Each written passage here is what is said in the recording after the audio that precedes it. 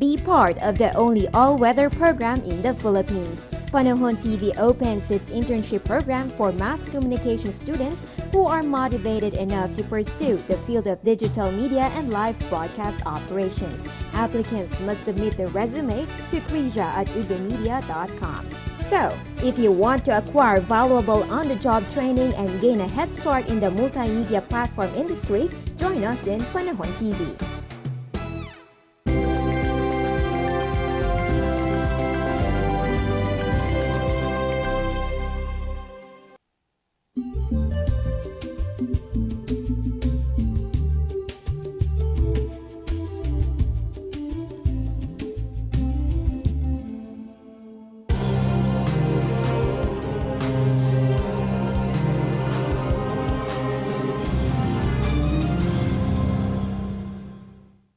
Good morning and welcome back sa Panahon TV. Nagpapatuloy nga ang ating pagbabantay sa usapin ng climate change. Walang pinipiling bansa ang mga epekto nito, kaya naman sa paglaban nito mahalaga na isulong ang bawat bansa. Kaugnay po niyan, itinuturing na landmark o mahalagang yugto sa usapin ng climate change ang pagpupulong-pulong ng 155 mga bansa sa mundo sa Paris Agreement. Una na itong napagkasundoan sa COP21 Summit sa Paris noong nakalipas na taon at ganap lamang na pagtitibayin. Sa nasabing agreement, layong pababain sa 1.5 hanggang sa 2 degrees Celsius ang itinataas ng init ng mundo kumpara noong pre-industrial times.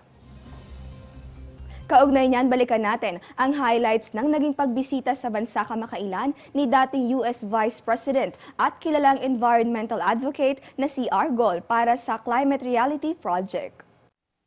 So if the average weather-related major event becomes more destructive, the one nation most impacted is the Philippines.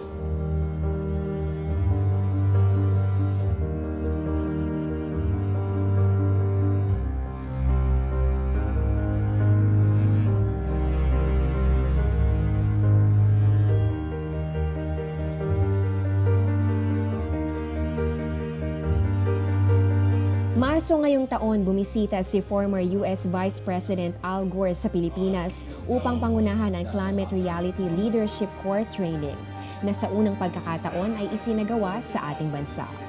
Nagsama-sama ang delegates mula sa iba't ibang panig ng mundo upang pag-usapan at planuhin ang pagpapalakas ng puwersa laban sa climate change.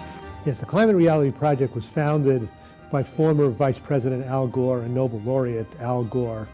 We really work to try and build public support around the world for addressing climate change.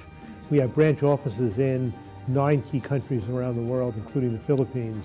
And in all those branch offices, we'll be working now to make sure that the Paris Agreement on climate change is implemented in those countries and the commitments countries made to reduce their greenhouse gas emissions are eventually strengthened as the agreement provides.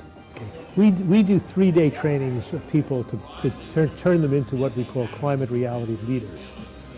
We chose the Philippines because the Philippines is a very important, well-respected country around the world.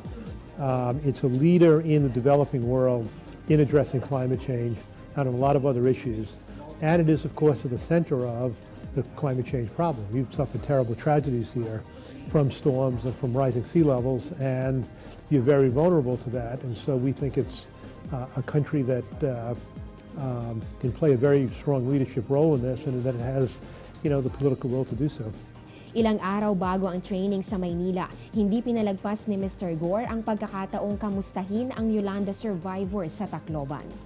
He was very impressed with the resilience of the Filipinos, the resilience of the human spirit, the generosity, at the same time how Tacloban has been able to get back on its feet while there's still much to be done. Sa unang araw ng training, ipinaliwanag ni Mr. Gore ang dahilan sa likod ng paglakas ng bagyong Yolanda na tumama sa Pilipinas noong 2013 na tinaguri ang isa sa strongest typhoons in the world noong taong iyon. But here's what I want you to focus on.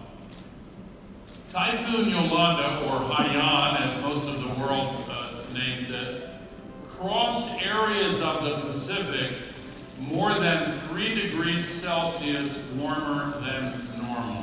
Paliwanag ni Mr. Gore, ang lakas ng isang bagyo ay naiimpluwensyahan ng moisture at init mula sa karagatan.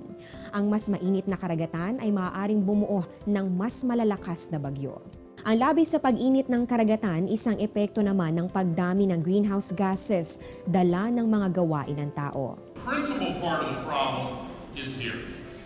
We still rely on dirty carbon-based fuels for 85% of all of the energy used in the global economy. But you can see after World War II, the amounts began to increase dramatically. And now look, the extremely hot days are now more numerous than the cooler than average days. In fact, they are almost 150 times more common than they were just 30 years ago. 14 of the 15 hottest years ever measured with instruments have occurred since the year 2000. Bukod sa malakas na bagyo at iba pang extreme weather events, iniuugnay na rin ang climate change sa pagkalat ng iba't ibang sakit gaya ng dengue, chikungunya at Zika virus. Bagamat marami pa ring pagsubok pagdating sa climate change, masaya namang ibinahagi ni Mr. Gore kung gaano nakalayo ang ating narating sa layuning mapalawak ang paggamit ng clean energy. We beat that goal by 17 times over. And wait, last year we beat that goal by 58 times over. But wait, this year we are on track to beat that goal 68 times over. Ayon kay Mr. Gore, may tiwala siya sa Pilipinas dahil mayaman tayo sa renewable energy sources na unti-unti na rin tinatangkilik ng marami. Ngunit kailangan pa rin ng strong political will para maipagpatuloy ang layuning mapigilan ang masamang epekto ng climate change. Kaya naman may hamon si Senator Loren Legarda sa mga presidential candidate ngayong nalalapit na eleksyon. You can ask them, what's your agenda for climate change? Even if we are non-emitter in the world of 0.3%, how do you think we as a vulnerable nation can move forward through climate mitigation and adaptation? Let's see what they have to say. Unti-unti pero sama-sama, lahat ay ating makakaya. We're going to win this. We are going to prevail. We have everything we need. Some still doubt that we have the will to act. But I say the will to act is itself a renewable resource.